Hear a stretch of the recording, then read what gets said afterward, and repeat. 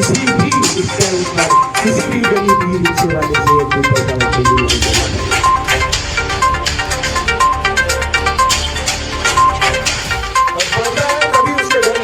आपके बीच में अपने लोगों को ये बताना चाहता हूं कि छोटी चीज से शुरू करता हूं। जो रिक्शा खरीद के पहले रिक्शा चलाते थे तो उनसे नगर पालिका यही राधेश्याम जायसवाल 20 रुपए वसूलता था। अब ई रिक्शा चलाते हैं और चौकी के सिपाही उनसे पैसे वसूल रहे हैं। आज के बाद ये तो बात की बात है, जीतने की बात है। आज के बाद किसी भी स्टैंड पर किसी भी गरीब ई रिक्शे वाले से एक भी पैसा वसूली नहीं देना पड़ेगा, क्योंकि ये गरीब की रोजी रोटी है। वो कहां से रिक्शा लाया मैं जानता हूं।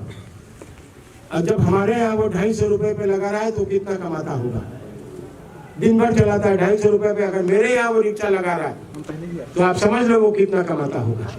रिक्शा भी चलाए, बैटरी भी चार्ज करे और अपने बच्चों का पेट भी पाले, नहीं हो सकता।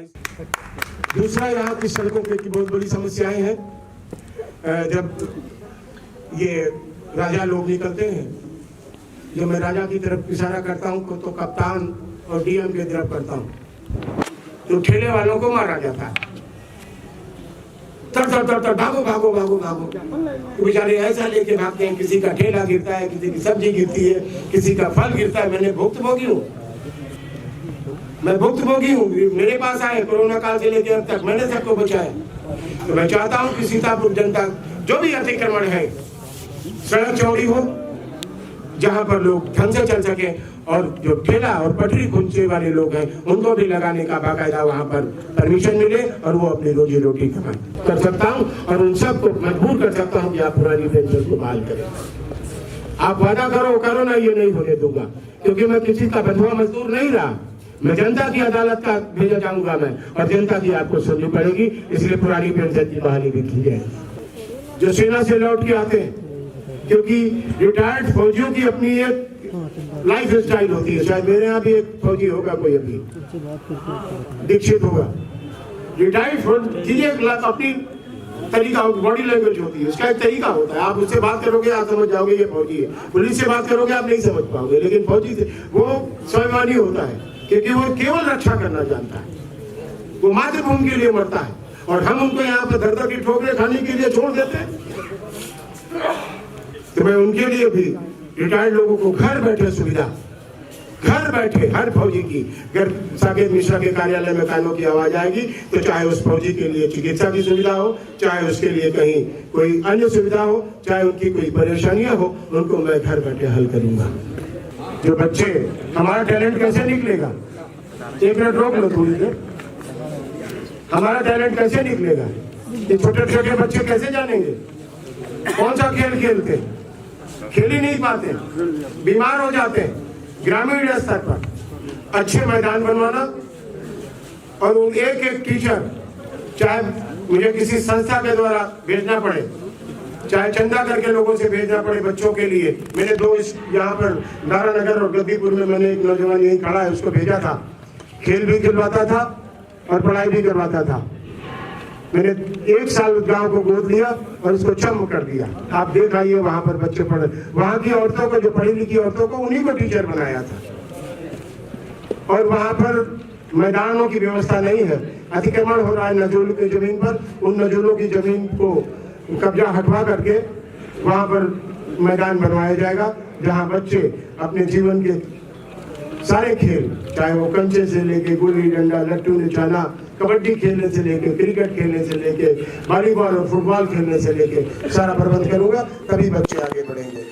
तो श्यामनाथन जी, क्योंकि यहाँ के लिए सत्यामनाथ बाबा सबके सत्य बाबा है, सभी श्यामनाथ बाबा की जय बोलते हैं। और उसको एक हिंदुस्तान में, ना विश्व प्रसिद्ध तो हिंदुस्तान में उसको एक अपनी अलग पहचान बने, उसके लिए कार्य करेंगे। क्योंकि जब बनारस में कॉरिडोर बन सकता है तो श्यामनाथ बाबा में भी श्यामनाथ कॉरिडोर बन सकता है। जहाँ पे हमारे माताएं और बहनें जाएं टहले, जहाँ हमारी बहनें भी अपना नाम कमाएं।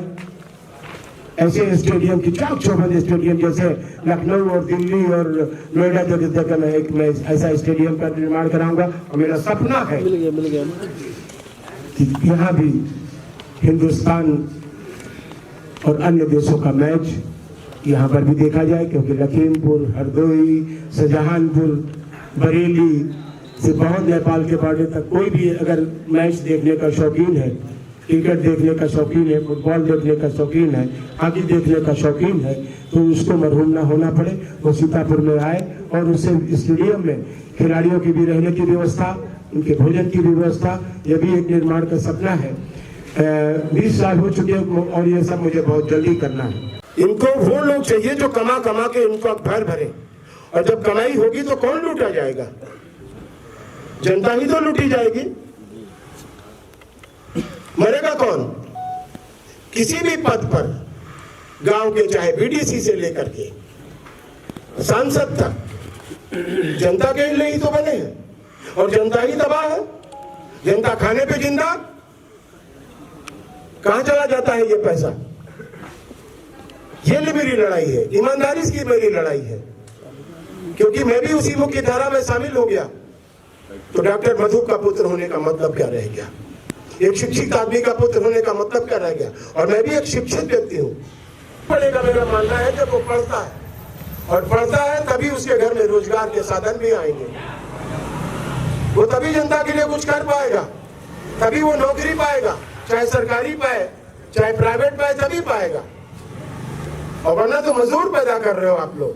ये गांव में मजदूरों की फैक्ट्रियां लगी हैं, गांव गांव। मैं जाता हूँ, पूछता हूँ इसमें कितने हाई स्कूल है, तो मुश्किल से 1-2 निकलते हैं। ये एक सुनी वजूद साजिश है जी। वो ये गंदे तरह के लोग केवल पैसा बनाने के लिए, किसी भी दल के लोग हों। अब तो मैं भारतीय जनता पार्टी को कहता हूँ कि मैं सोचता था ये पार्टी विद द डिफरेंस अपने आप को कहते थे, ऊपर तक आवाज नहीं जाती, बड़े बड़े लोगों तक मैं कोई नहीं होता मोदी जी की या योगी जी की आलोचना करने वाला। लेकिन तकलीफ तब होती है कि आप देखते क्या हो? आप देश के लिए कर रहे हो, मैं अपने गांव के लिए कर रहा हूं। जितनी मेहनत आप कर रहे हो मैं भी कर रहा हूं, क्योंकि एक बार अमित शाह जी ने, जो राष्ट्रीय अध्यक्ष मैं गया था उनसे मिलने, और मैंने अपने बारे में बताया, तो उन्होंने ये मुझसे कहा था, ये बात अगर उन तक पहुंचे तो जरूर पहुंचा देना। उनसे मुझे कहा था कि साकेत जी, असली कार्यकर्ता वो होता है जिसका कार्य तो दिखता हो मगर करता नहीं दिखता हो। ये उनके शब्द थे, उन्होंने मुझसे कहे थे, दिल्ली की ऑफिस में मुझसे कहे थे, और वो गांठ बांध करके मैं गांव में लग गया। मैंने कहा यार, जब इतने तरह के लोग बैठे तो मुझे मेरा कार्य दिखेगा, और कार्य दिखा है। जनता बोलती है, आप लोग बोलते हो, बच्चा बच्चा बोल रहा है, लेकिन उनको नहीं दिखा। दिखाने वाले कौन है? संगठन, जनप्रतिनिधि। वो तो यही कहते हैं, अरे साहब वो तो बड़ा बिगड़ेल है, सबसे बिगड़ जाता है। अगर मैं बिगड़ेल ना हूं तो मैं अपनी जनता का काम नहीं करा सकता। लेकिन आप लोगों से कभी बिगड़ा, कभी कहा?